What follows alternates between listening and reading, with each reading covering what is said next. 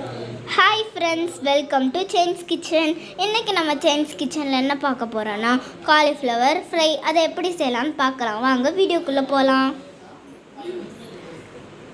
இந்த சைஸில் காலிஃப்ளவரை இப்படி சின்ன சின்ன பீஸ்களாக நம்ம கட் பண்ணி வச்சுருக்கோம். முதல்ல தண்ணியை கொதிக்க வச்சு அந்த கொதிக்கிற தண்ணியில் கொஞ்சம் உப்பு மஞ்சத்தூளை போட்டு அந்த காலிஃப்ளவரை போட்டு வைக்கணும். அந்த தண்ணி நல்லா கொதிச்சிச்சு. கொதிச்சோடனே தண்ணியில் கொஞ்சோண்டு உப்பு, கொஞ்சம் மஞ்சத்தூள் போட்டு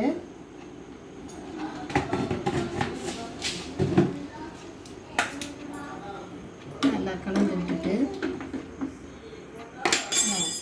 அடுத்து நம்ம கட் பண்ணி வச்சோம்னா காலிஃப்ளவர் அதை தண்ணியில் போட்டு ஒரு 2 நிமிஷம் அப்படியே மூடி வச்சிடணும். அதுக்கப்புறமா நல்லா வடிகட்டிட்டு மற்ற பொடியெல்லாம் போட்டு மிக்ஸ் பண்ணுவோம். நல்லா மூடி வச்சிடணும். எதுக்காகனா இந்த காலிஃப்ளவரில் ஏதாவது சின்ன சின்ன புழுகள் ஏதாவது இருந்ததுனாலும் தண்ணியில் வந்து பண்ணால் செத்துடும், அந்த வாடையெல்லாம் போயிடும். அதுக்காக ஒரு 2 நிமிஷம் குடிச்சிட்டு நல்லா தண்ணியை வடிகட்டிக்கணும். அடுத்து பார்ப்போம். இப்போது அந்த காலிஃப்ளவர் வடிக்கிறதுல அந்த நம்ம பைண்டிங்க்கு தேவையான பொருட்களை பார்த்துக்கலாம். இந்த ஸ்பூனில் 2 ஸ்பூன் கடலை மாவு,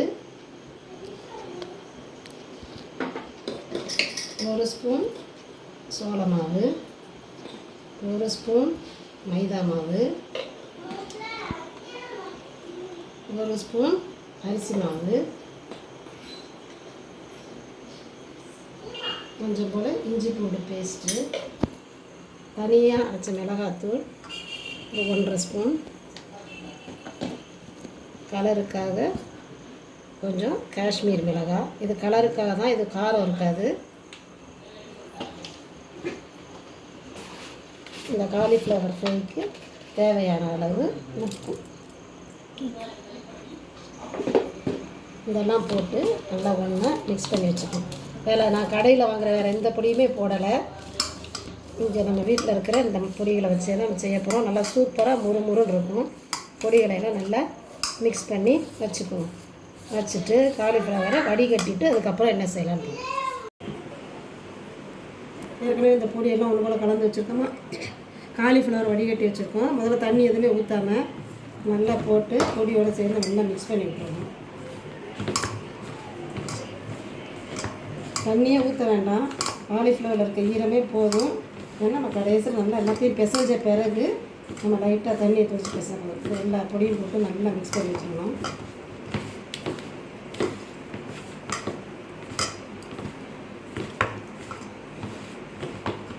போட்டுட்டு கொஞ்சமாக தண்ணியை தெளித்து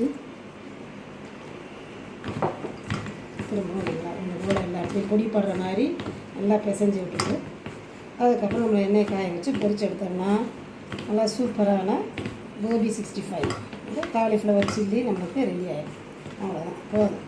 ரொம்பவும் குழக்குளம் இல்லாமல் ரொம்பவும் இல்லாமல் இன்னும் கொஞ்சம் லைட்டாக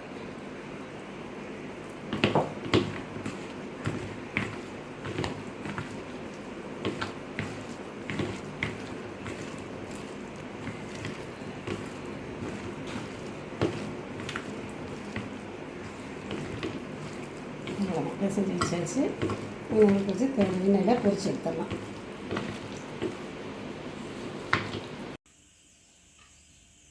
இப்போ காலிஃப்ளவரை ஃப்ரை பண்ண போகிறோம். காலிஃப்ளவர் ஃப்ரை பண்ணும்போது எப்போயுமே எண்ணெய் நல்லா காஞ்சிருக்கணும். காஞ்சிருச்சா முதல்ல செக் பண்ணுவோம். எண்ணெய் நல்லா காஞ்சிருச்சு. காலிஃப்ளவரை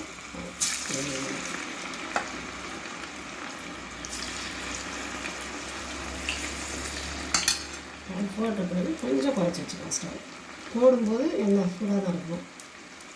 கொஞ்சம் நேரம் அப்படியே விட்டுட்டோம்னா அதே புரிஞ்சு வரும். முதல்ல கிண்டியெல்லாம் விட வேண்டாம்.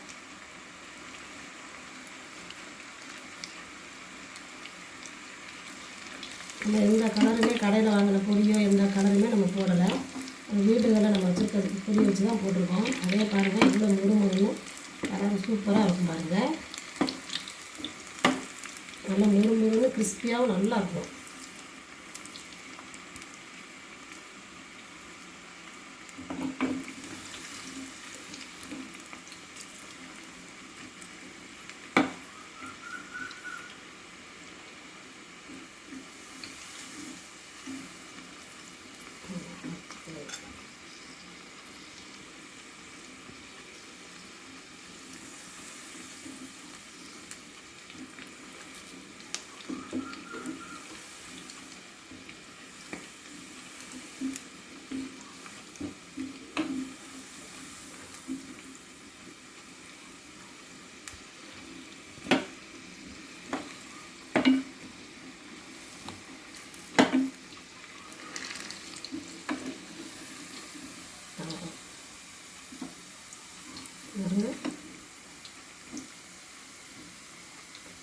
நல்லா வறுத்தாச்சு. இதே மாதிரி எல்லா காலிஃப்ளவரையும் நம்ம அப்படியே வறுத்துருக்க வேண்டியதான்.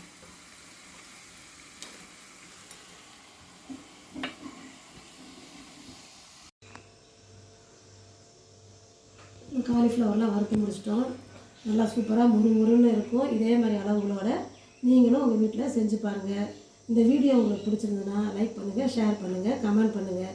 முடிஞ்சால் உங்கள் ஃப்ரெண்ட்ஸ் அண்ட் ரிலேட்டிவ்ஸ்க்கு ஷேர் பண்ணுங்கள். தேங்க்ஸ் ஃபார் வாட்சிங்.